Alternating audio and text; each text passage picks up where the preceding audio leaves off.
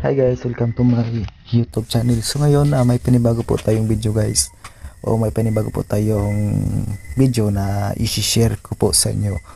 So sa video ito guys, paano po ba natin o paano po ba i-mute yung mga video ninyo sa inyong YouTube? Pag nakapag-upload kayo ng video tapos mayroong background music, tapos gusto niyo i-mute o palitan ng background music.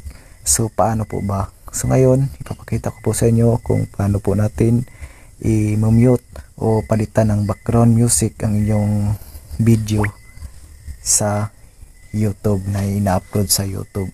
So ngayon ang una natin gagawin guys, punta tayo sa Chrome. Siyempre punta tayo sa Chrome. So ngayon search kayo dito guys ng YouTube, youtube.com.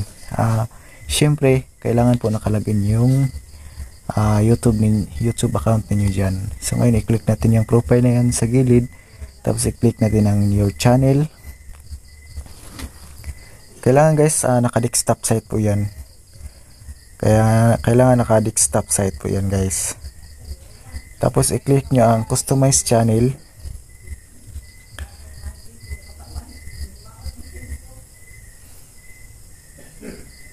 Tayo lang tayo kasi medyo mabagal po yung internet connection natin. Tapos guys, ito po yung kalabasan niya guys. Tapos punta kayo dito sa video guys na logo dyan sa kilid dito. Tapos yun, ito po yung mga video natin guys. So pili tayo dyan ng video kung ano po yung video na i-mute natin o palitan ng background music. So ang pinipili ko guys na video is ito po. Ito. How to make watermelon. I-click natin yung public niyan. Tapos i-click natin itong lapis sa gilid. I-click yan. Ayun guys. Tapos i-click nyo ito guys dito sa bandang taas, yung tatlong guhit na yan. I-click yan. Tapos i-click nyo ang editor. Ayun. Ito po yung papalitan natin ng background music guys, o i-mute natin. Nasa inyo guys kung anong gusto nyo, audio ba, palitan yung background music, o i-blur o trim out. Sa atin guys is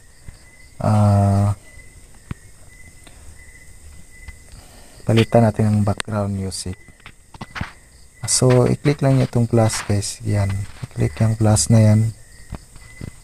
So ito po yung mga music guys na emotional music. Ito po yung music na pwede ninyong lagyan ng background music. So yun, so pwede yan i-play guys, ito try.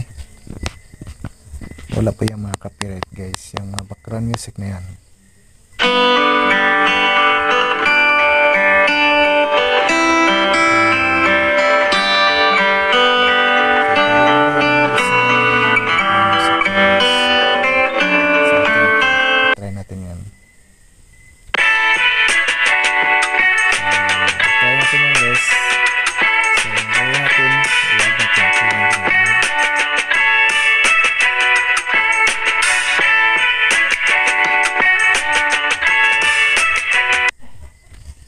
So antayin lang natin na ma-add siya. So ngayon guys, i-click natin itong save.